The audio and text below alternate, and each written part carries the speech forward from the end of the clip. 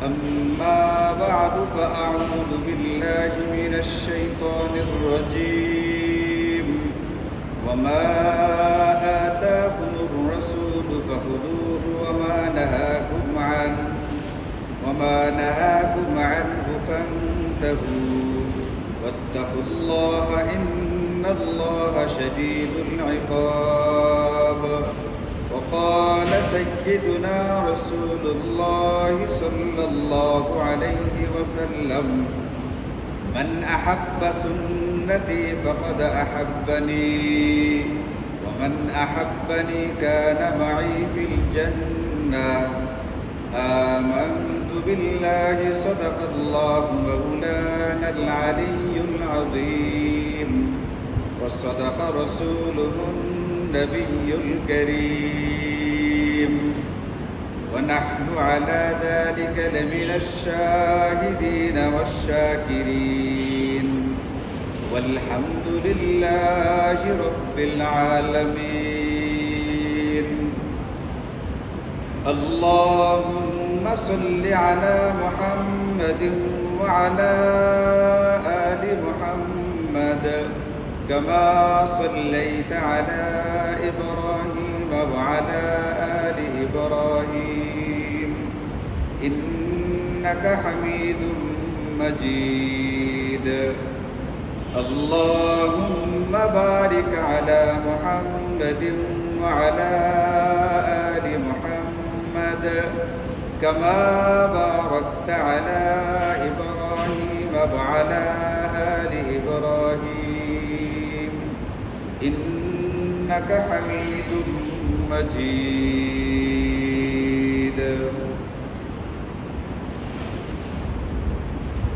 الحمد لله আল্লাহ পাকের মেহেরবানিতে গত শুক্রবারের আগের শুক্রবারে আমরা আলোচনা করেছিলাম জুমার ফরজ নামাজের আগে পরের সুন্নতের ব্যাপারে। জুমার যে ফরজ নামাজ পড়ে থাকি তার আগে 4 রাকাত এবং পরের 4 রাকাত সুন্নত নামাজের গুরুত্ব এবং ফজিলতের ব্যাপারে। তো আমার ইচ্ছে ছিল এর পরের শুক্রবারে আলোচনা করব 5 ওয়াক্ত নামাজের আগে পরের সুন্নতের গুরুত্ব এবং ফজিলতের ব্যাপারে। কিন্তু গত শুক্রবারে আপনাদের যদি মনে থেকে থাকে তাহলে একটি সড়ক অ্যাক্সিডেন্টকে কেন্দ্র করে ইসলামের দৃষ্টিতে সড়ক দুর্ঘটনা থেকে বাঁচার বা রক্ষার উপায়টা কি, যেহেতু প্রসঙ্গটা ছিল গত শুক্রবারে, এই জন্য আমরা অন্য একটা বিষয়ে আলোচনা করে ফেলছি। তো আজকে যদি আল্লাহ পাকের তৌফিক হয় তাহলে 5 ওয়াক্ত ফরজ নামাজের আগে পরে যে সুন্নত নামাজগুলো আছে এইগুলোর ব্যাপারে আমাদের কতটুকু গুরুত্ব দেওয়া উচিত এবং সেই গুরুত্বের রেজাল্ট বা ফলাফলটা কি, এটা অতি অল্প সময়ে যতটুকু পারা যায় বোঝার চেষ্টা করব ইনশাআল্লাহ। আমরা জানি যে আমাদের জিন্দগির সফলতার জন্যে, কামিয়াবির জন্যে প্রতিটা ক্ষেত্রে নবীজি সাল্লাল্লাহু আলাইহি ওয়াসাল্লামের ইত্তিবা অনুসরণ করতে হবে, ইতাআত করতে হবে। ইতাআত করতে হবে, যে ইতাআত করে তাকে বলে ইতাআতি। এখন ইতাআত কার করতে হবে? নবীজির নাকি সাদ সাহেবের? আল্লাহ তাআলা কুরআনে কারীমে বলছেন ওয়া মান ইউতি'ইল্লাহা ওয়া রাসূলাহু, ইউতি' মানে ইতাআত করা, যে নাকি আল্লাহ এবং তার রাসূলের ইতাআত করে ফাকাদ ফাযা ফাওজান আযীমা, আল্লাহ বলছেন সে হচ্ছে মহা সাফল্য অর্জনকারী। কার ইতাআত করে? নবীজির ইতাআত। ইতাআত শব্দটাই কুরআনুল কারীমে আছে। এখন যে নবীজির ইতাআত করবে, যদি ইতাআতি এই লকবটা উপাধিটা দিতে হয় তাহলে তো ওই ব্যক্তিকে দেওয়া উচিত যে নাকি আল্লাহ এবং তার রাসূলের ইতাআত করবে। আর একদল লোক প্রকাশ্যে আল্লাহ এবং তার রাসূলের নাফরমানি করে পৃথিবীর সমস্ত নবী আর রাসূলদের ওয়ারিসিন উলামায়ে কেরাম যারা, তাদের বিরুদ্ধাচরণ করে প্রকাশ্যে আর নিজের নাম ধারণ করে বসে আছে ইতাআত। উলামায়ে কেরাম যেহেতু নবীগণের ওয়ারিস, নবীদের ওয়ারিসদের বিরুদ্ধাচরণ করতে করতে এক পর্যায়ে তখন আল্লাহ এবং তার রাসূলেরও নাফরমানি করতে শুরু করে। যেমন কয়েকদিন আগের একটি ঘটনা, এখানে একামত হচ্ছে, একামতের পরে এক ব্যক্তি মসজিদ থেকে বের হয়ে গেছে। এই মসজিদের ঘটনা কি চলতেছিল তখন? এশার নামাজের একামত হচ্ছে, একামতের পরে মসজিদ থেকে বের হয়ে গেছে। এতে অসুবিধা কতগুলো হয়েছে দেখেন। এক নম্বর অসুবিধা হচ্ছে এটা, সুন্নত হচ্ছে, নিয়ম হচ্ছে এটা, কোনো মসজিদে থাকা অবস্থায় যদি আযান হয়ে যায়, আপনি কোনো মসজিদে থাকা অবস্থায় যদি ওখানে ওই ওয়াক্তের নামাজের আযান হয়ে যায়, তাহলে অতি জরুরি কোনো প্রয়োজন না থাকলে আপনার জন্য ওই ওয়াক্তের নামাজটা ওই মসজিদেই পড়া কর্তব্য, এখান থেকে বের না হওয়া দায়িত্ব। আপনি যে মসজিদে থাকা অবস্থায় যে ওয়াক্তের আযান হয়ে গেছে, ওই ওয়াক্তের নামাজটা কোথায় পড়বেন? ওই মসজিদে পড়বেন। এটা হচ্ছে নবীজির নির্দেশনা, এটা হচ্ছে সুন্নাহ। এমন যে ব্যক্তি ইকামতের পরে মসজিদ থেকে বের হয়ে গেছে, এই সুন্নাতের উপরে আমল করছে না উল্টাটা করছে? এই নাফরমানি কি নবীজির করছে না অন্য কোনো মানুষের করছে? নবীজির করেছে। 2 নাম্বার, ইসলামে অতি গুরুত্বপূর্ণ একটা, অতি গুরুত্ব দিয়ে যে আমলটা করতে বলা হয়, ফজিলতের আমলটা, সেটা হচ্ছে তাকবীরে উলাকে ধরা। নামাজ জামাতের সাথে পড়বে এবং কি ধরার চেষ্টা করবে? যদি কোনো ব্যক্তি টানা 40 দিন পর্যন্ত 5 ওয়াক্ত নামাজ তাকবীরে উলার সাথে পড়তে পারে, নবীজি বলছেন কুতিবা লাহু বারাআতানে, এই ব্যক্তিকে 2টা সনদ বা সার্টিফিকেট দেওয়া হবে। 1 নম্বর জাহান্নাম থেকে মুক্তির সনদ, 2 নম্বর মুনাফিকদের তালিকা থেকে সে মুক্ত, এটার একটা সনদ তাকে দেওয়া হবে। এখন যে ব্যক্তি এই মসজিদে অথবা যে কোনো মসজিদে একামত শুরুর পরে মসজিদ থেকে বের হইয়া অন্য মসজিদে যাওয়ার চেষ্টা করবে, এইখানে কি তাকবীরে ওলা পাইছে? এইখানে তো নামাজ পড়েই নেই, থেকে পাবে। আর যখন নামাজ একামত হয়ে গেছে, অন্য মসজিদে গিয়েও কি সে তাকবীরে ওলা পাবে না? পাবে না। তাকবীরে ওলা থেকে প্রথম রাকাতেই তো সে পাবে না, 1-2 রাকাতেই তো পাবে না। তাহলে 2 নম্বর অসুবিধা করছে এটা। 3 নম্বর, প্রকাশ্য নবীর ওয়ারিসদের নাফরমানি, বিরুদ্ধাচরণ করা, যে জিনিসটা ইসলামের দৃষ্টিতে অতি জঘন্য একটা অপরাধ। তাহলে অসুবিধা কয়টা হয়েছে? 3টা। 1 নম্বর, নবীদের ওয়ারিসদের নাফরমানি হয়েছে। 2 নম্বর, নবীজির নির্দেশনা আযান হয়ে যাওয়ার পরে মসজিদ থেকে বের না হওয়া, এটার সে উল্টাটা করেছে। 3 নম্বর, তাকবীরে উলাটাকে ইচ্ছাকৃতভাবে জলাঞ্জলি দিয়েছে। এইগুলো কেন হয়? এইগুলো হয়েছে এই জন্যে যে ইতাআত করার কথা আল্লাহ এবং তার রাসূলের, আর ইতাআত করতে শুরু করছে কার? ব্যক্তি বিশেষের। এই ব্যক্তি বিশেষের ইতাআত করবার কারণে নবীজির সুন্নাহগুলোকে বিনা দ্বিধায় জলাঞ্জলি দিতে কোনটা বোধ করে না। এই জন্য আল্লাহ আমাদেরকে বলছেন কুরআনুল কারীমে, ওমান ইউতি'ল্লাহ ওয়া রাসূলাহু ফাকাদ ফাযা ফাওজান আযীমা। ইতাআত করবা আল্লাহ এবং তার রাসূলের। ইতাআত কোনো ব্যক্তি বিশেষের হবে না। ব্যক্তির ইতাআত তখন হবে যদি ব্যক্তির ইতাআত করতে গিয়া আল্লাহর রাসূলের ইতাআত করা হয়। কিন্তু ব্যক্তির ইতাআত করতে গিয়ে যদি আল্লাহর রাসূলের ইতাআতের বাইরে যেতে হয়, তাহলে এই ব্যক্তি পূজা চলবে না। লা তাআতা লি মাখলুকিন ফি মাসিয়াতিল খালিক। লা তাআতা, ইতাআত চলবে না ফি মাসিয়াতিল খালিক, আল্লাহ এবং তার রাসূলের নাফরমানি করে অন্য কোনো ব্যক্তির ইতাআত আনুগত্য চলতে পারে। এই জাতীয় আল্লাহ এবং তার রাসূলের নাফরমানি হয়ে যে ইতাআত করতে গেলে, এই জাতীয় ইতাআত থেকে আল্লাহ মৃত্যু পর্যন্ত আমাকে আপনাকে সকলকে হেফাজত করুন। এটা কিন্তু বারবার সূরাতুল ফাতিহার মধ্যে বলাই হচ্ছে, গায়রিল মাগদুবি আলাইহিম ওয়ালাদ-দাল্লিন। আল্লাহ তাদের পথে চলতে চাই না যারা সিরাতে মুস্তাকিমের উপরে নেই, যারা আল্লাহর রাসূলের ইতাআত আর আনুগত্যের উপরে নেই। এই দোয়াটা দিল থেকে করতে হবে, যাতে করে আল্লাহ মৃত্যু পর্যন্ত আমাদেরকে ইতাআত করার তৌফিক দেন। কার? আল্লাহ এবং তার। এটা একটা ছোট্ট উদাহরণ দিলাম আপনাদেরকে। যদি আল্লাহ এবং তার রাসূলের ইতাআতের বাইরে যাওয়া হয়, কাজ তো করছে একটা, কিন্তু একটার ভিতরে 3টা নাফরমানি পাওয়া গেছে। যদি উদাহরণটা আপনারা বুঝে থাকেন, এই ব্যক্তি কাজ করছে কয়টা মাত্র? এশার নামাজের ইকামত হচ্ছে, মসজিদ থেকে বের হয়ে গেছে, কাজ তো করছে একটা, কিন্তু নাফরমানি হয়েছে কয়টা? 3টা নাফরমানি। হ্যাঁ,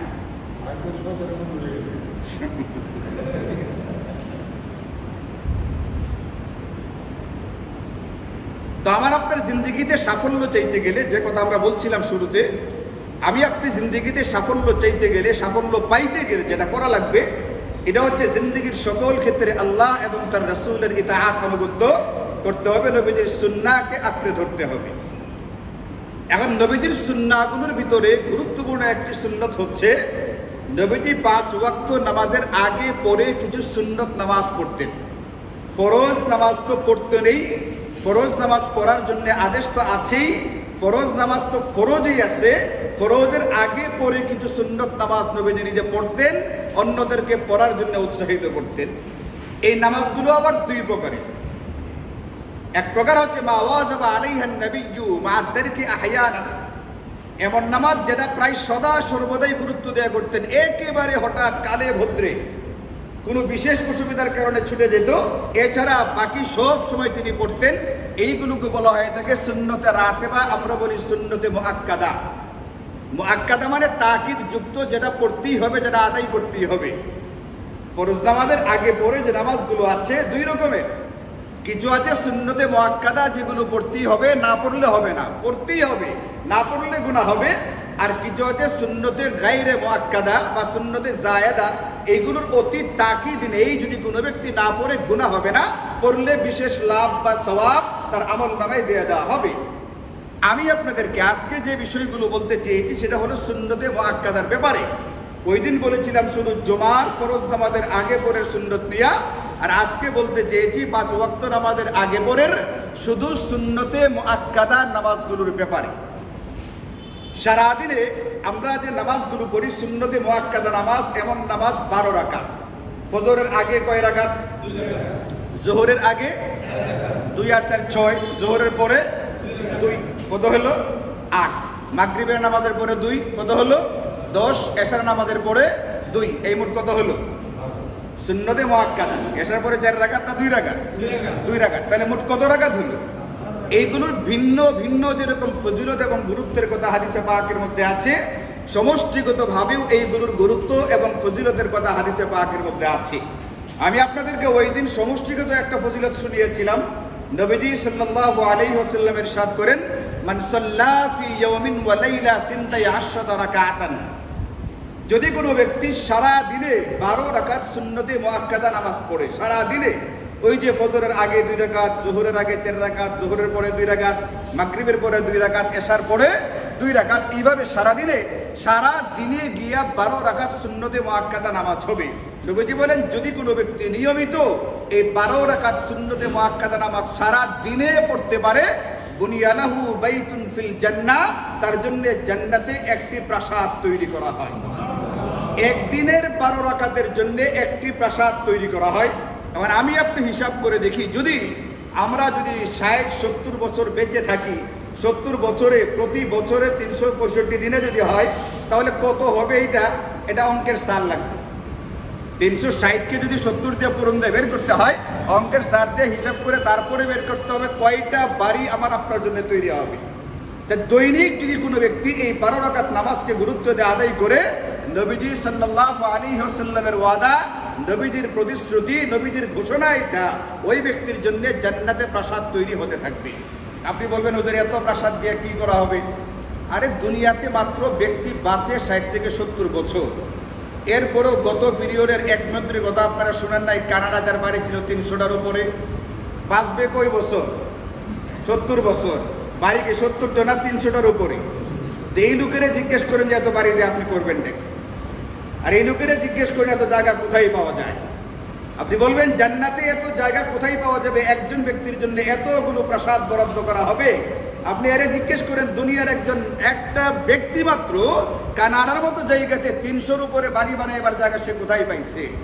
দুনিয়াতে যদি একজন ব্যক্তি মাত্র কয়েক বছর ক্ষমতায় থাইকা 300-র উপরে বাড়ি বানাইতে পারে, আল্লাহ মিয়ার কি এই পরিমাণ ক্ষমতা আছে না যে আমাকে আপনাকে লক্ষ লক্ষ প্রাসাদ দিয়ে দিবেন এবং জান্নাত তিনি তৈরি করে রাখছেন? আপনারা জানেন এই পৃথিবীর মতো অসংখ্য পৃথিবী একটা তারকার ভিতরে ঢুকিয়ে দেওয়া যাবে। এক একটা তারকা এই পরিমাণ বড়। আমরা যে তারকা দুনিয়া থেকে আসমানে দেখতে পাই, আল্লাহ পাকের কাছে জায়গা আছে না নাই? আল্লাহ পাকের কাছে জায়গা আছে। কোত্থেকে দিবেন, কিভাবে দিবেন, ওটা আমার আপনার চিন্তার ব্যাপার না। আমার আপনার করণীয় হচ্ছে সারাদিনে 24 ঘন্টায় 12 রাকাত সুন্নতে মুআক্কাদা নামাজ পড়া। প্রতি আধা ঘন্টায় 1 রাকাত হবে। হিসাবে পড়লে প্রতি 2 ঘন্টায় 1 রাকাত হবে।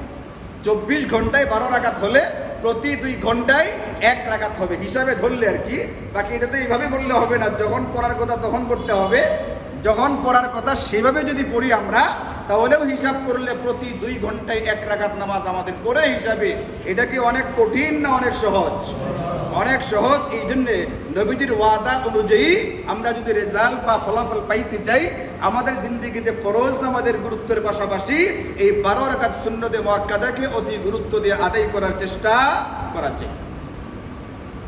আলাদা করে বললে নবীজি সাল্লাল্লাহু আলাইহি ওয়াসাল্লাম ফজরের আগের যে 2 রাকাত সুন্নত নামাজের কথা হাদিসে পাকের মধ্যে আছে, নবীজি বলেন রাকাতুল ফজরি খায়রুম মিনাদ দুনিয়া ওয়া মা ফিহা।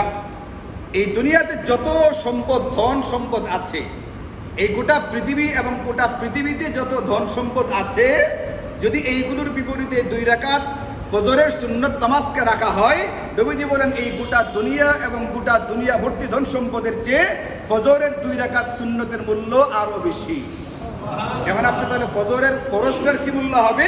এটা দুনিয়ার সম্পদ দিয়ে মাপা চলবে না, দুনিয়ার সম্পদ দিয়ে এটার হিসাব চলবেই না। সুন্নতটার তুলনা করেছেন নবীজি গোটা দুনিয়া এবং দুনিয়াতে যত সম্পদ আছে তার চেয়ে বেশি মূল্য হচ্ছে ফজরের নামাজের 2 রাকাত সুন্নতের। এই জন্য হাদিসে পাকের মধ্যে আছে, নবীজি বলেন যদি তোমাকে ঘোড়া দিয়া পিষে ফেলা হয়, এরপরেও ফজরের সুন্নতকে তুমি ছাড়তে যাইও না। নবীজি কখনোই ফজরের সুন্নত ছাড়তেন না, সফরে হজরে, সফরে ও সফরে যেখানেই থাকতেন। অন্যান্য সুন্নত কোনো কোনো সময় ছুটতো, কিন্তু ফজরের আগের 2 রাকাত সুন্নত নবীজি কখনোই ছাড়তে দিতেন না, যথাসম্ভব এটা অতি অবশ্যই পড়ে ফেলতেন। এটার গুরুত্বের কারণেই নবীজি বলছেন যদি কোনো ব্যক্তি কোনো কারণে ফজরের আগের 2 রাকাত সুন্নত পড়তে না পারে, মাল্লাম ইউসাল্লি রাকাতাইল ফজরে ফালইউসাল্লিহিমা বা'দা মা তাতলু'উশ শামসু, তাহলে ফজরের ফরজটা পড়ে ফেলবে, সময় সংকীর্ণতার কারণে ফরজ পড়ে ফেলবে। ফরজ পড়ার পরে যখন সূর্য একটু উপরে উঠবে, তখন জোহরের আগেই যেন ওই ফজরের 2 রাকাত নামাজকে আবার করে ফেলে কাজা হিসাবে। আপনি দেখবেন সুন্নত নামাজের এমনি কোনো কাজা নেই, সুন্নতের কোনো কাজা হয় না, সুন্নতের কাজা পড়ার সুযোগ আমাদের জন্য নেই। কিন্তু নবীজি ফজরের সুন্নতটাকে এতই গুরুত্ব দিতেন যে এটার ব্যাপারে নবীজি বলেছেন যদি কখনো কোনো কারণে ফজরের সুন্নতটা জোহরের আগে পড়তে না পারো, তাহলে এই ফজরের আগে পড়তে না পারো, তাহলে ফজরের পরে হলেও ওই দিনের জোহরের আগে আগেই পড়ে ফেলার চেষ্টা করবে। এটা থেকেও বুঝতে পারি ফজরের সুন্নতের গুরুত্বটা কত বেশি। এই জন্য অতি অবশ্যই ফজরের আগের যে সুন্নত এটা গুরুত্ব দিয়ে পড়তে হবে। জোহরের আগে যে 4 রাকাত সুন্নত নামাজ আছে, এই ব্যাপারে আমি আপনাদেরকে যে হাদিসটা শুনিয়েছিলাম গত শুক্রবারের আগের শুক্রবারে জুমার নামাজের আগে পরে সুন্নতের ব্যাপারে, ওটা মনে রাখলে আপনি বুঝবেন জোহরের আগের সুন্নতের গুরুত্ব কত বেশি। হযরত আয়েশা রাদিয়াল্লাহু আনহা বর্ণনা করেন আন্না রাসূলুল্লাহ সাল্লাল্লাহু আলাইহি ওয়াসাল্লাম কানা ইউসাল্লি 4 রাকাত ক্বাবলা আয-যুহর। নবীজি নিয়মিত জোহরের আগে 4 রাকাত নামাজ পড়তেন, নিয়মিত পড়তেন, এটা কখনোই ছুটে যেত না। তা আমি একদিন জিজ্ঞেস করলাম যে আপনি এত গুরুত্ব দিয়া জোহরের ওয়াক্ত হওয়ার পরে জোহরের ফরজের আগে 4 রাকাত নামাজ কেন পড়েন? নবীজি বলেন যে ইন্নাহা সাআতুন ফিহা তুফতাহু আবওয়াবুস সামা। সূর্য পশ্চিম আকাশে হেলে পড়ার পরে, সূর্য পশ্চিম দিকে হেলার পর থেকেই কিন্তু আপনার জোহরের ওয়াক্ত শুরু হয়। সূর্য পশ্চিম আকাশে হেলার পরে জোহরের ওয়াক্ত শুরু হয়। এখন আম্মাজান হযরত আয়েশার প্রশ্নের উত্তরে নবীজি বলেন যখন জোহরের ওয়াক্ত শুরু হয় মানে সূর্য পশ্চিম আকাশে ঢলে পড়ে, এরপরে আকাশের দরজাগুলোকে খুলে দেওয়া হয়। ফাউহিব্বু আইয়াসআদ লি ফিহা আমালুন সালিহ। আয়েশা, আমি এটা চাই যখন আসমানের দরজাগুলো খুলে দেওয়া হলো, বান্দার আমলগুলো উপরের দিকে উঠতে থাকবে, ওই সময় আমার পক্ষ থেকে যেন আল্লাহ পাকের দরবারে নেকির কোনো না কোনো একটা আমলকে পৌঁছে যায়। এর মানে হচ্ছে জোহরের আগে যখন ব্যক্তি 4 রাকাত সুন্নত নামাজ পড়ে, 4 রাকাত সুন্নতে মুআক্কাদা, এই আমলটা তার সরাসরি আসমানের উপরে উঠায় নেওয়া হয়। এই ফজিলত পাওয়ার জন্যে যে নবীর জিন্দেগিতে কোনো গুনাহ নেই, যে নবীর জিন্দেগিতে কোনো গুনাহ নেই, যাকে আগের থেকে জান্নাতি ঘোষণা করা আছে, ওই নবীজিও চাইতেন তার পক্ষ থেকে একটা নেকির আমল আল্লাহ পাকের দরবারে পৌঁছুক। এই জন্য জোহরের ওয়াক্ত হয়ে যাওয়ার পরে সুন্নত নামাজের জন্য আজানের অপেক্ষা করতে হয়। আমি মাঝে মধ্যে দেখি এখানে আসার পরে কোনো মুসল্লি আজানের আগে আসছেন, কিন্তু আয়েশা বসে আছেন, আজান পড়বে তারপরে সুন্নত পড়বেন এটার আশায়। মনে রাখবেন আজান একামতের সম্পর্ক ফরজ নামাজের সাথে। আজান একামতের সম্পর্ক কার সাথে? ফরজ নামাজের সাথে। সুন্নতের সাথে আজান একামতের সম্পর্ক নেই। সুন্নতের সম্পর্ক ওয়াক্ত হওয়ার সাথে। যদি জোহরের ওয়াক্ত হয়ে গিয়ে থাকে তাহলে আপনি আজান না হলেও সুন্নত পড়ে ফেলতে পারেন। এই জন্য আপনি যদি কখনো মসজিদে আসেন, আসার সঙ্গে সঙ্গেই প্রথমে আপনি ওটা ওদিনও বলছিলাম, জোরাকাত যদি যেটা সুন্নত, যেটা দুখুলুল মসজিদের, এটার গুরুত্ব, এটার ফজিলত নিয়ে আলোচনা করেছিলাম আপনাদের সামনে। ওটা যদি পারেন অতি অবশ্যই পড়ার চেষ্টা করবেন, এবং যদি সময় না থাকে তাহলে এই সুন্নত নামাজটাই পড়ে ফেলবেন, তাহলেও এটার ভিতরে ওটা আদায় হয়ে যাবে। এই জন্যে জোহরের আজান হোক বা না হোক, জোহরের ওয়াক্ত হয়ে গেছে, আপনি ইচ্ছা করলে বাড়িতেও সুন্নতটা পড়ে ফেলতে পারেন। সুন্নত পড়া এরপরে আস্তে আস্তে মসজিদে আসেন, আইসা ফরজ নামাজে শামিল হন, কোনো অসুবিধা নেই। এটা হচ্ছে জোহরের আগের সুন্নত 4 রাকাতের ব্যাপারে। আর জোহরের পরের ব্যাপারে নবীজি সাল্লাল্লাহু আলাইহি ওয়াসাল্লাম বলেন, মান সাল্লা বা'দা যুহরি আরবাআন, যে ব্যক্তি জোহরের নামাজের পরে 4 রাকাত সুন্নত নামাজ পড়বে, হারামাহুল্লাহু আযজা ওয়া জাল্লা আলান নার, এই ব্যক্তির জন্য আল্লাহ তাআলা জাহান্নামকে হারাম করে দেন। জোহরের পরে নামাজ কয় রাকাত? 4 রাকাত। এই হাদিসে কয় রাকাতের কথা বলতেছি আমরা?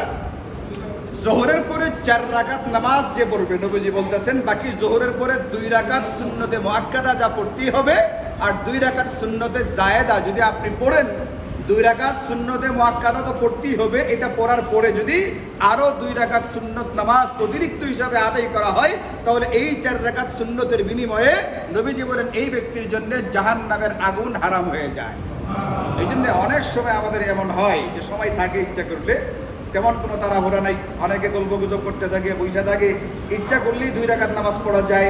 আচ্ছা, দৈনিক যদি পড়া নাও যায়, কিন্তু মাঝে মধ্যে তো পড়া উচিত।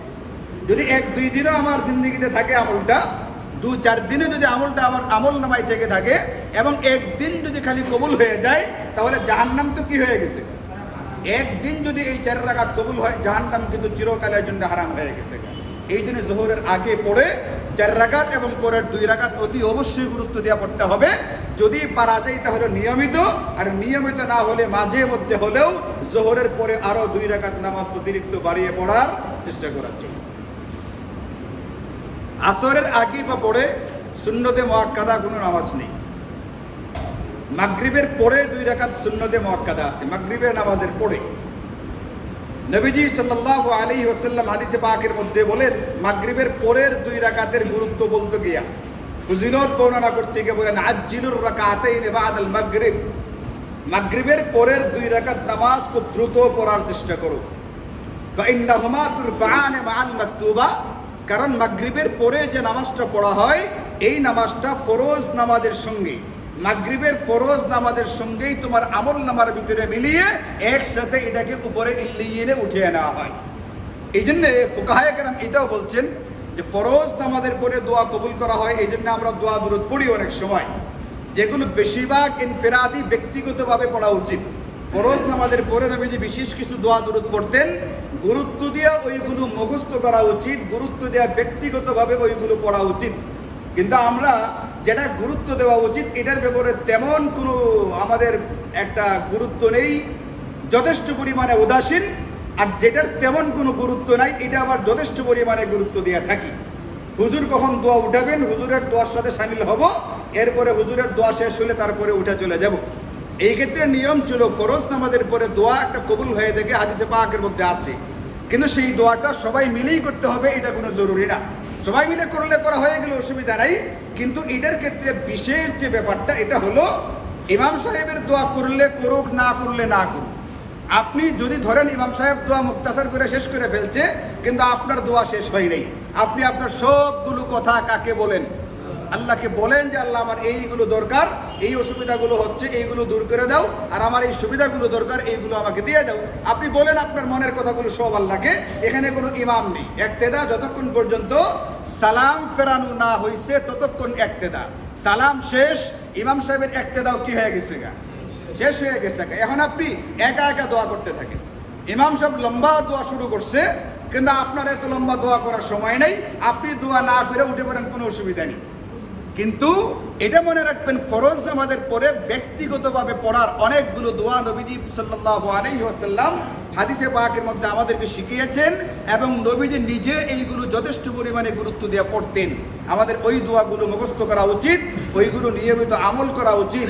এইগুলোর ভিতরে দুনিয়া এবং পরকালের সর্বাঙ্গীন কল্যাণ নিহিত আছে। এইগুলোর মাধ্যমে দুনিয়া এবং আখিরাতের সার্বিক কল্যাণ অর্জন করবার মতো শক্তি নিহিত আছে। এই জন্য ওইগুলো আমাদের পড়া উচিত। এখন ফুকাহায়ে কেরাম বলেন ফরজ নামাজের পরে দোয়া কবুল হয়, এই জন্য ব্যক্তিগতভাবে দোয়া করবে। ইস্তিমাই দোয়া হয়ে গেল, শামিল হয়ে যাও, কোনো অসুবিধা নাই। শামিল হওয়ার পরে তোমার শেষ হলে উঠে যাও, আরো করতে গেলে আগে করতে থাকো, ওটা তো আসছেই। কিন্তু যে সমস্ত ফরজের পরে সুন্নতে মুআক্কাদা নামাজ আছে, যেমন মাগরিবের নামাজের পরে সুন্নতে মুআক্কাদা আছে না আছে না, জুমার নামাজের পরে সুন্নতে মুআক্কাদা আছে না আছে না, জোহরের নামাজের পরে সুন্নতে মুআক্কাদা আছে, এশার নামাজের পরে সুন্নতে মুআক্কাদা আছে। যে সমস্ত নামাজের পরে, ফরজ নামাজের পরে সুন্নতে মুআক্কাদা আছে, এইগুলোর ব্যাপারে ফুকাহায়ে কেরাম পরিষ্কার বলেছেন, অতি লম্বা চড়া দোয়া না করে জরুরি দোয়াটা পড়ে, যেগুলো নিয়মিত নবীজি পড়তেন ওইগুলো পড়ে যত দ্রুত পারা যায় তুমি সুন্নতে মুআক্কাদা নামাজটা আদায় করো। এই কথাটাই নবীজি মাগরিবের হাদিসের ভিতরে বলছেন, মাগরিবের পরে বেশি দেরি না করে তুমি 2 রাকাত সুন্নত পড়ো, কারণ তোমার এই 2 রাকাতকে আলাদা করে বহন করে নিয়ে যাওয়া হবে না, তোমার মাগরিবের 3 রাকাত ফরজের সঙ্গে একসাথে মিলিয়ে তারপরে এটাকে আসমানে উঠানো হবে। যে নামাজটাকে আসমানে উঠাইবার জন্য ফেরেশতারা অপেক্ষা করতে থাকে, এই 2 রাকাত সুন্নত নামাজ খুবই হালকা নামাজ, এটা খুবই হালকা নামাজ না, যদিও নাম এটা সুন্নতে মুআক্কাদা, একটা ফিকহি পরিভাষা। কিন্তু শুরুতে বলছি, আমার আপনার জিন্দেগীর ইতাআত আনুগত্য হবে কার? নবীজির।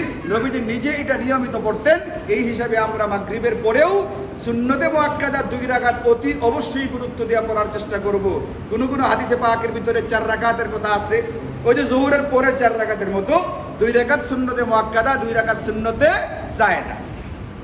এইভাবে অন্য একটা নফল নামাজের কথাও আছে, যেটা আমাদের দেশে সলাতুল আওয়াবিন নামাজে প্রসিদ্ধ। সুন্নতে গায়রে মুআক্কাদা যেগুলো, ওগুলো নিয়ে আমার ইচ্ছা আছে ইনশাআল্লাহ আরেকদিন আলোচনা করব। আজকে শুধুমাত্র আমি সুন্নতে মুআক্কাদা নিয়ে বলছি। এই জন্য মাগরিবের নামাজের পরে 2 রাকাত সুন্নতে মুআক্কাদা আমার যে আমলটাকে ফরজ নামাজের সঙ্গে মিলিয়ে ফাইন্নাহুমা তুরফাআন মাআল মাকতুবা একসাথে উঠিয়ে নেওয়া হবে, এটা গুরুত্ব দিয়ে আদায় করে ফেলা চাই। আর দোয়ার ব্যাপারে একটু কথা যেহেতু বলেই ফেলছি, আপনাদেরকে একটা কথা বলে রাখি, এটা নিয়ে অনেক জায়গাতে তর্ক বিতর্ক বাদানুবাদ হয়। যারা এটা করে, যারাই এই বাদানুবাদ তর্ক বিতর্কে লিপ্ত হয়, মনে রাখবেন তারা জাহালাতের মধ্যে আছে, এটা এক প্রকারের মূর্খতা। ফরজ নামাজের পরে সম্মিলিত দোয়া করাকে যারা বৈধ বলছেন, তারা এটাকে সর্বোচ্চ মুস্তাহাব বলছেন। সর্বোচ্চ যারা দিচ্ছেন গুরুত্ব, এটাকে কি বলছেন তারা? ফরজ না ওয়াজিব, মুস্তাহাব। সুতরাং এটা যদি কেউ না করে, এটার জন্য কাউকে প্রশ্ন করবার অধিকার আমার আপনার নাই, আপনি কেন করলেন নাই। কারণ সর্বোচ্চ এটার গুরুত্ব দিলেও কোন পর্যন্ত আছে? মুস্তাহাব। আর যারা করে না, তারা তো যেহেতু এটাকে গুরুত্বই দেয় না বা এটাকে তারা বৈধই মনে করে না, এক শ্রেণী আমাদের আছে যারা বেদাত বলে এটাকে, তারা তো এটা করবেই না। এখন যে করছে না তাকে আপনি এই জন্য প্রশ্ন করতে পারবেন না কেন করলেন না, আমলটা তো মুস্তাহাব। মুস্তাহাব নিয়ে প্রশ্ন করবার অধিকার আমার আপনার কারো নাই।